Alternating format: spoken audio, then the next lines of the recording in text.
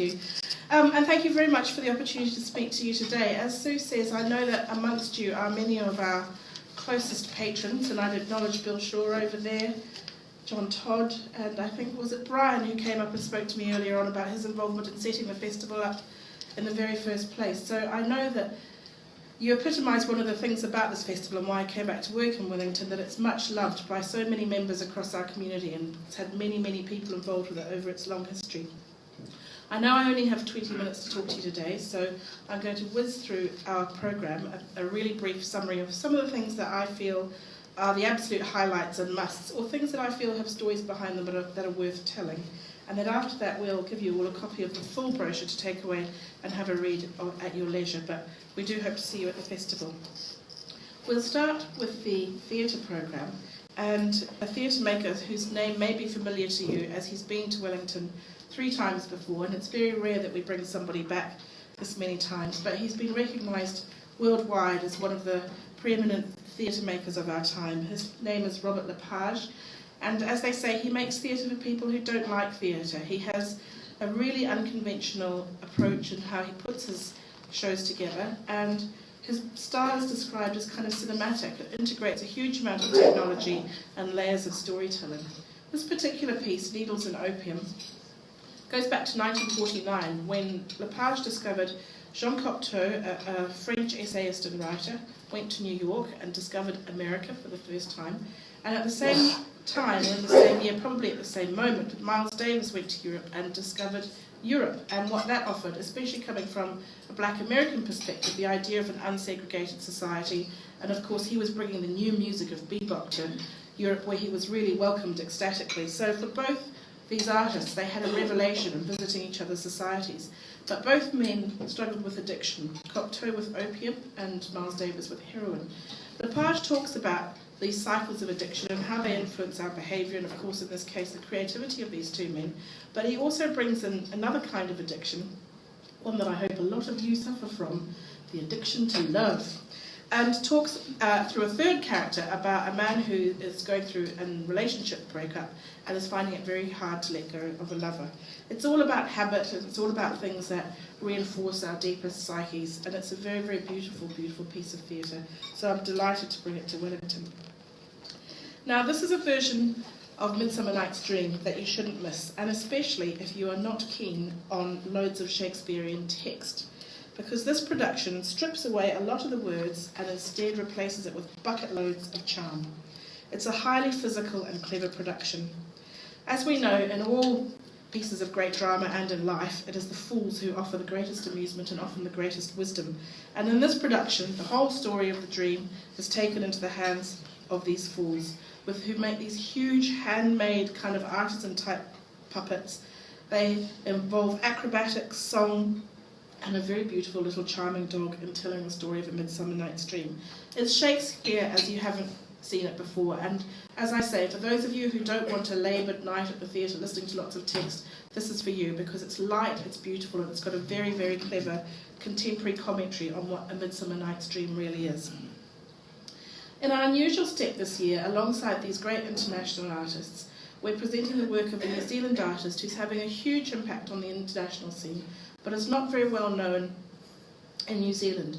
His name is Lemi Bonifacio, and he draws on his roots from Samoa, as well as Eastern philosophy and a very modern aesthetic in how he presents work in the theatre.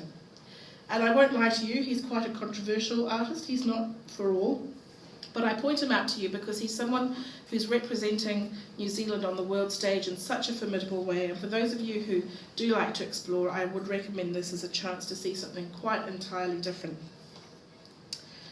And then on to some more classics, the Iliad, which, as you know, is both, possibly was a song, but maybe a poem, and recognised as one of our oldest works of literature. Unfortunately, it also tells the oldest story of mankind, which is that of war. This piece, created recently at the New York Theatre Workshop, tells this version of the story of gods and of love and of wars in a way that brings it all to life. Basically, Dennis O'Hare, pictured here, who is an actor that those of you who are into vampire TV drama will know well, We should perhaps find those of you who are into vampire TV drama. But I think not. He's on an HBO series known as True Blood, and a lot of people know him from that. But he's a very accomplished stage actor as well. And he's taken this piece very personally from the beginning of the making of the work through to performing it as a solo performance of epic proportions in telling the story of the Iliad again from a very contemporary point of view. It's won awards across the States, and I think it's going to be something that will be really compelling for those of you who love words and who love the big ideas that are held within the story. For those of you who like a much lighter approach to your Greek mythology, the beautifully and wonderfully titled Unmythable will give you an idea of how this Monty Python-esque group are approaching telling you all the Greek myths in 1 hour with a lot of humour, a lot of very silly dress-ups, and a huge amount of knowledge of ancient myths. There's some things in there that I hadn't even heard of, and they're just a fantastic little act that's really suitable for kids as well. Now, on a more interesting side, Ursula Martinez examines the weird phenomenon that is the internet and how we all behave on the internet. And it comes from her experience as a solo performer where she tells the story of her life and has been doing this for many, many years. But she has a moonlighting career, which probably makes her all her money, starring in burlesque shows where she performs an act called the Hanky Panky, about which I will say no more. But it was filmed and then uploaded without her consent onto the internet, where lots of people have looked at it, and subsequently she's received a lot of very strange emails. But this piece really explores what it is about the internet and our behaviour on it that seems to allow this sort of behaviour, when in fact you wouldn't walk up to a person on the street or in a live interaction and make the kind of suggestions and conversations that she was receiving in her inbox. She's a very hilarious storyteller, so it's a mixture of a very warm and beautiful story of her life, but also this very curious examination of the many weird and wonderful stories that travel the internet. I think it's a phenomenon many of us are affected by. There's another piece that's about magic, and that is called Bullet Catch. Again, this has got a very funny story behind it. Bullet Catch is a notorious magic trick in real life where an audience member is invited to come up on stage and shoot a supposedly loaded gun at the magician.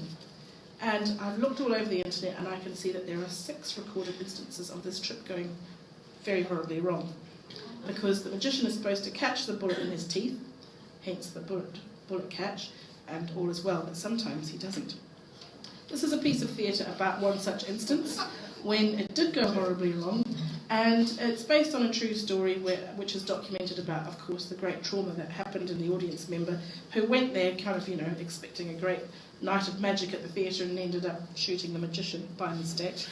But it's also told in a really funny way with a lot of, curious way, a lot of magic. The charm of this piece is that the performer, Rob Drummond, has trained himself in magic.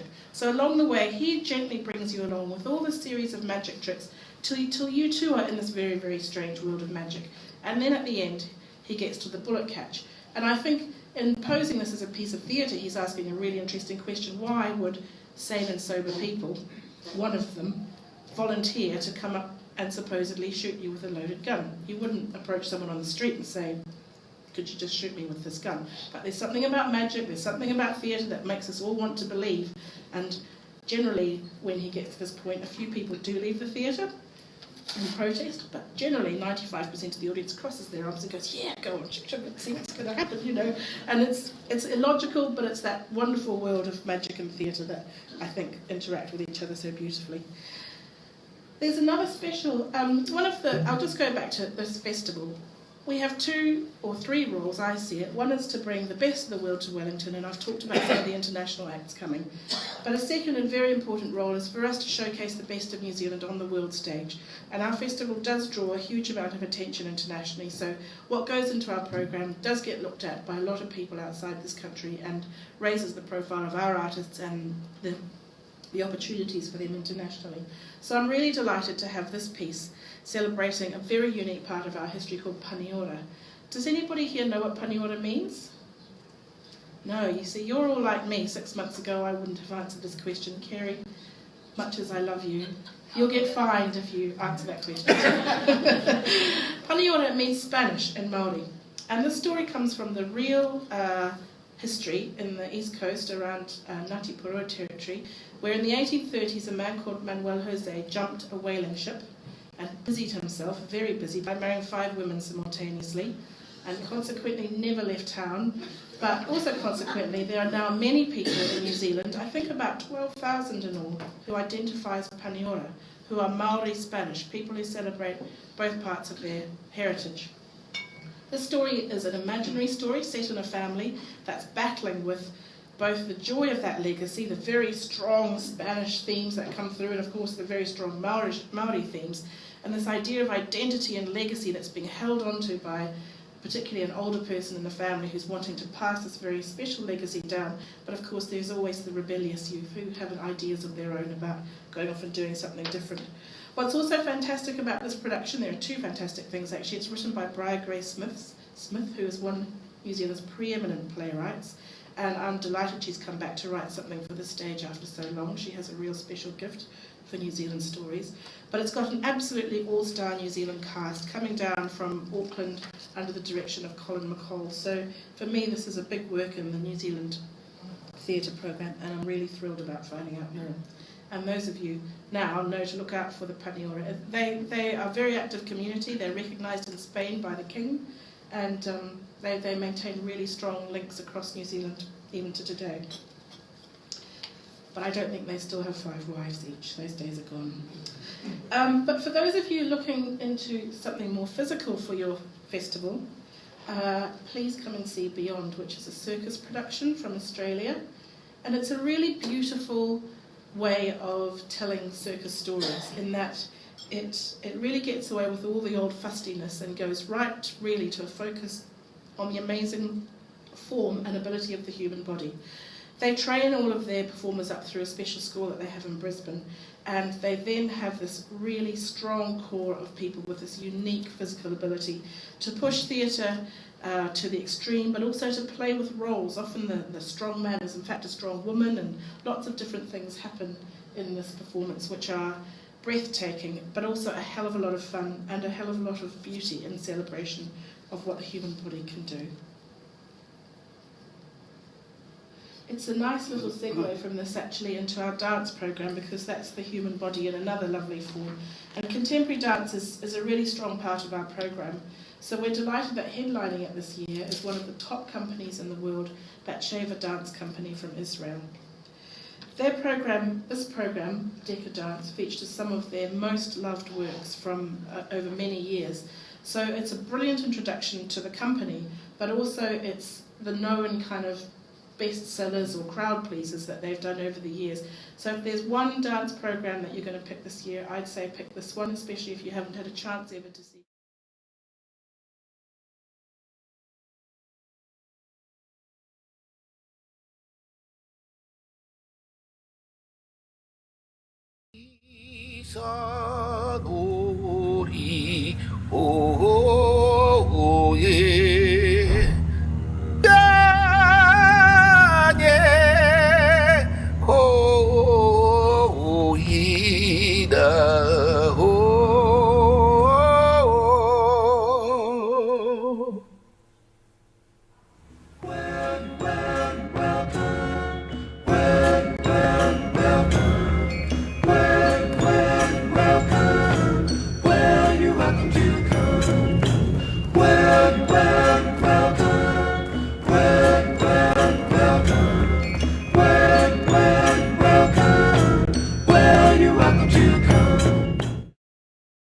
There are 2 other dance productions that I'll mention to you today. For those of you who like flamenco, Israel Galvan has brought flamenco into the 21st century in an incredible way. He has, that picture says it all really, he has the attitude, the flamboyance, the charisma, the absolute show-offness on stage that you'd want from a flamenco dancer. You can't take your eyes off him. But he's done something very clever in bringing the form into a beautiful, beautiful modern interpretation. Fabulous Beast returned to Wellington for the 2nd time, and they've taken the traditional form of folk dance, folk from many different countries, and fused it into kind of this big celebration of dance and of bodies and of music, with live music on stage led by the frontman of the Hot House Flowers, Liam Manley. So that's just a big happy party and something that's really quite beautiful.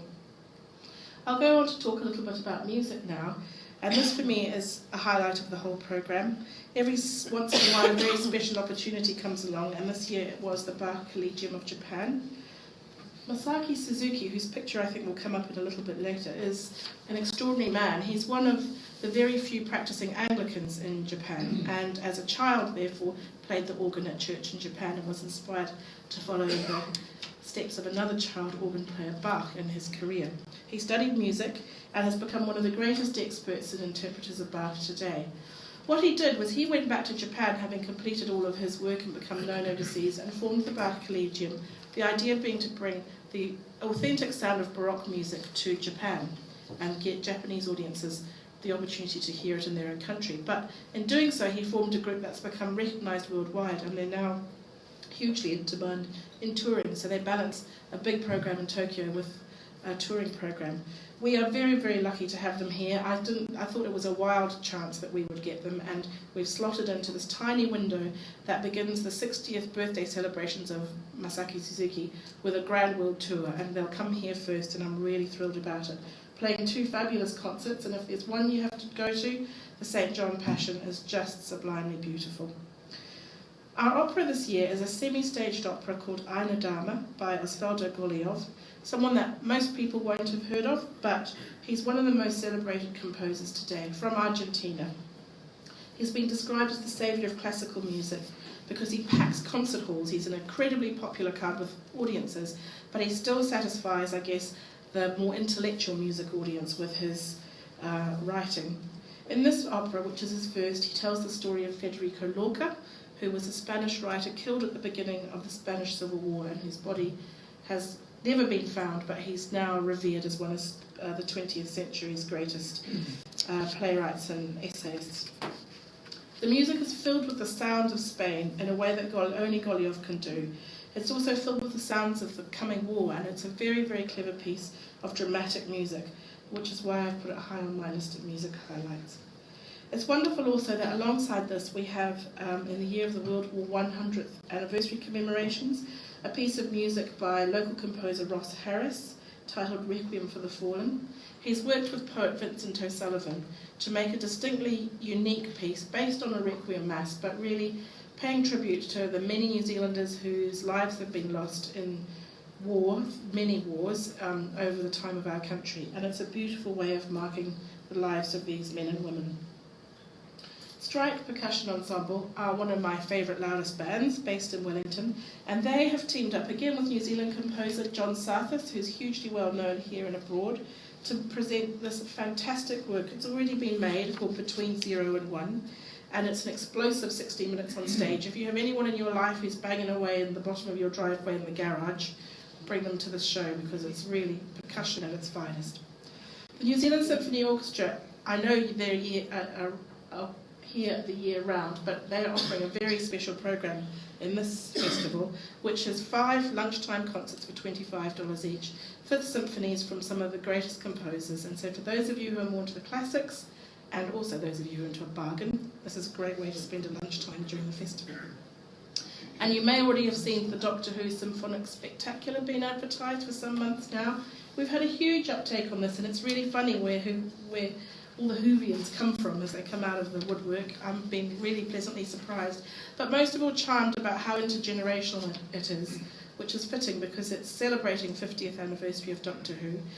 Around the music of Doctor Who, which has been special from its very beginning, but involving this huge cast and dragons and, dragons, we don't have dragons in Doctor Who, monsters and Daleks and cyborgs walking all around the auditorium. So it's a great night out for the family and for those of you who are Doctor Who mad.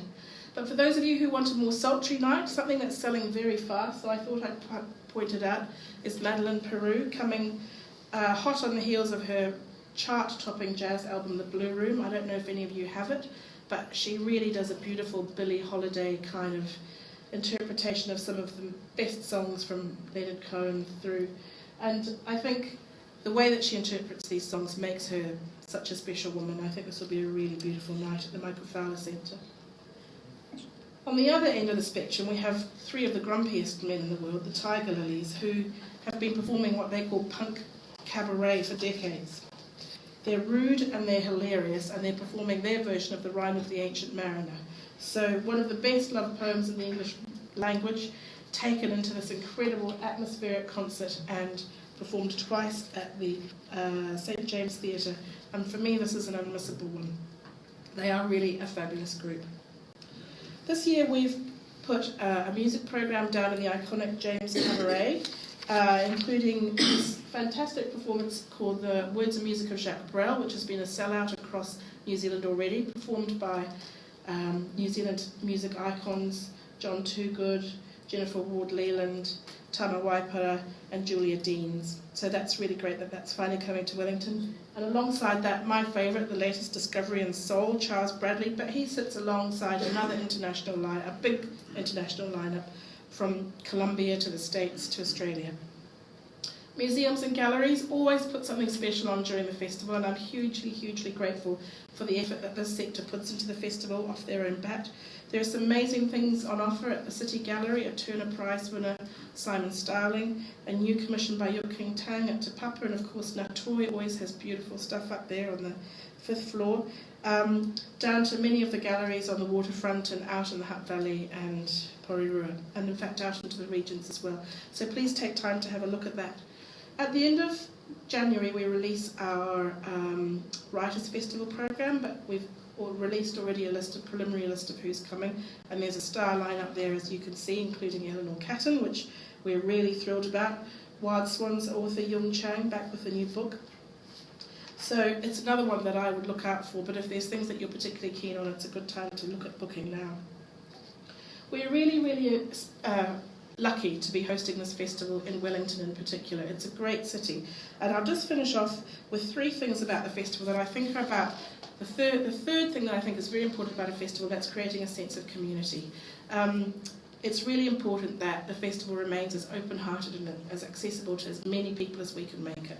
So we start every festival with a dawn ceremony, traditionally welcoming artists to our city, and we're inviting everyone to join us in this moment. Those of you who are early risers, come down to the waterfront. It's a very special moment and one that international guests really treasure.